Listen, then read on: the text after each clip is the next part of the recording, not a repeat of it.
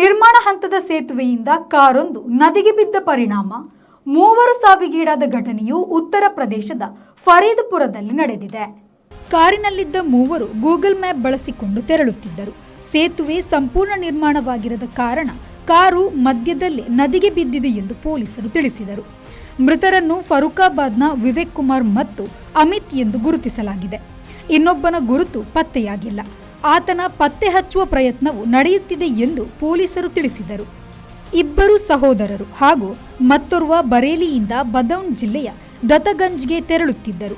ಈ ವೇಳೆ ಫರೀದ್ಪುರದಲ್ಲಿ ರಾಮಗಂಗಾ ನದಿಯ ಮೇಲೆ ನಿರ್ಮಾಣ ಹಂತದ ಸೇತುವೆಯಿಂದ ಕಾರು 50 ಅಡಿ ಕೆಳಗೆ ಬಿದ್ದಿದೆ.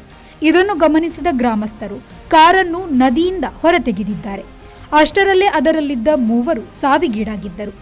ಈ ವರ್ಷ ಉಂಟಾದ ಪ್ರವಾಹದಿಂದ ಸೇತುವೆಯು ಕುಸಿದಿತ್ತು. ಸೇತುವೆಯನ್ನು ಮರುನಿರ್ಮಾಣ ಮಾಡುವ ಕಾರ್ಯ ನಡೆಯುತ್ತಿದೆ ಎಂದು ಜಿಪಿಎಸ್ನಲ್ಲಿ ನವೀಕರಿಸಲಾಗಿಲ್ಲ. ಇದರಿಂದ ಈ ಬಗ್ಗೆ ಚಾಲಕರಿಗೆ ಅರಿವಿಲ್ಲದಿರುವುದರಿಂದ ಈ ಅವಘಡವು ಸಂಭವಿಸಿದೆ ಎಂದು ಅಧಿಕಾರಿಗಳು ತಿಳಿಸಿದ್ದಾರೆ. ಬ್ಯೂರೋ ರಿಪೋರ್ಟ್, ವಿ4 ನ್ಯೂಸ್, ಲಕ್ನೋ.